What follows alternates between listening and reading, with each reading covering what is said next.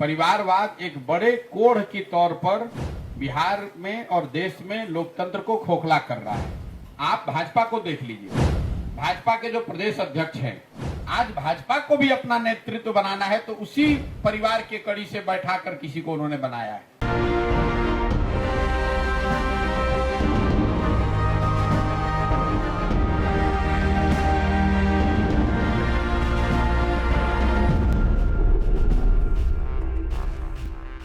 नमस्कार, capital TV Bihar देख रहे हैं आप और मैं हूं आपके साथ आत्मजा।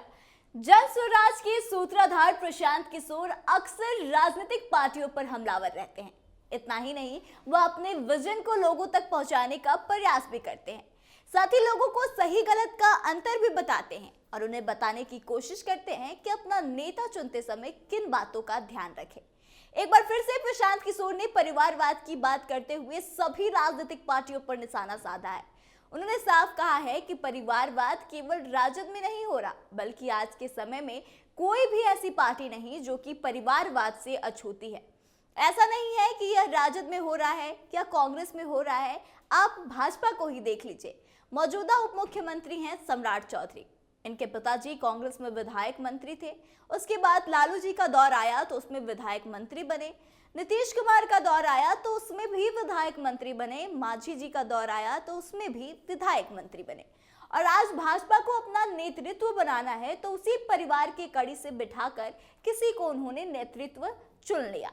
बिहार में पिछले 30 साल में जितने लोग यहाँ एमपी या फिर एमएलए बने हैं, चाहे जिस दल से बनकर आए हो, सबकी सूची अगर आप बनाएंगे तो आपको पता चलेगा कि 1250 परिवार के लोग ही एमपी और एमएलए बने हैं। तो एक बार आप खुद सुनिए और क्या कुछ कह रहे हैं प्रशांत किशोर। परिवारवाद एक बड़े कोढ़ के तौर पर बिहार में और देश में लोकतंत्र को खोखला कर रहा है। और ये आज की परेशानी नहीं है। अगर आपको याद हो तो 75 में जेपी का जो आंदोलन था उसमें परिवारवाद सबसे बड़ा मुद्दा था, सबसे बड़ा मुद्दा था। और इससे कोई पार्टी अछूती नहीं है। ऐसा नहीं है कि ये सिर्फ आरजेडी में हो रहा है, कांग्रेस में हो रहा है। आप भाजपा को देख लीजिए, भाजपा के जो प्रदेश अध्यक्ष हैं, भाई इनके पिताजी कांग्रेस में मुख्यमंत्री विधायक मंत्री थे। उसके बाद लालू जी का दौर आया तो उसमें भी विधायक मंत्री बन गए। फिर नीतीश जी का दौर आया तो उसमें भी विधायक मंत्री थे। मांझी जी मुख्यमंत्री बने तो उसमें भी विधायक मंत्री थे।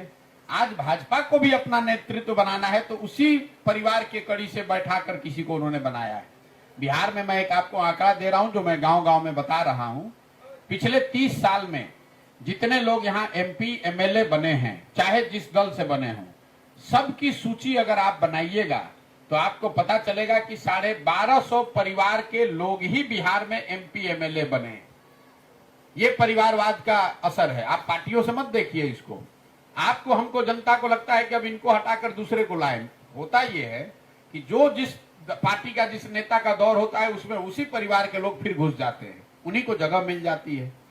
बिहार में की आबादी है 13 करोड़, 3-3.5 करोड़ परिवार वाले यहाँ परिवार रहते हैं। लेकिन सत्ता में एमएलए एमपी आज तक सिर्फ 1250 परिवार के लोग ही बने हैं। तो परिवारवाद मुझे ऐसा लगता है कि लोकतंत्र के लिए बहुत बड़ी चुनौती है और इससे कोई दल अछूता नहीं है। ये जब तक बिहार में समाज में लोग खड़े होकर अपने दम पर इसके लिए प्रयास नहीं करेंगे, तब तक आप देखेंगे विधायक का लड़का विधायक, मंत्री का लड़का मंत्री, उसमें काबिलियत हो या न हो, और समाज का सामान्य वर्ग का जो आदमी है उसमें चाहे जितनी काबिलियत है, जितनी हुनर है, जितना जज्बा है, उसको आगे आने का अवसर नहीं है। तो सुना आपने कि परिवारवाद को लेकर क्या कुछ कहा है प्रशांत किशोर ने। आज केवल तेजस्वी की बात ना करते हुए प्रशांत किशोर ने सभी पार्टियों को परिवारवाद के नाम पर एक साथ निशाने पर ले लिया है। तो आप प्रशांत किशोर की बात से कितना सहमत है, कमेंट करके हमें अपनी राय जरूर बताएं। आगे की तमाम खबरों के लिए देखते रहे कैपिटल टीवी बिहार। धन्यवाद।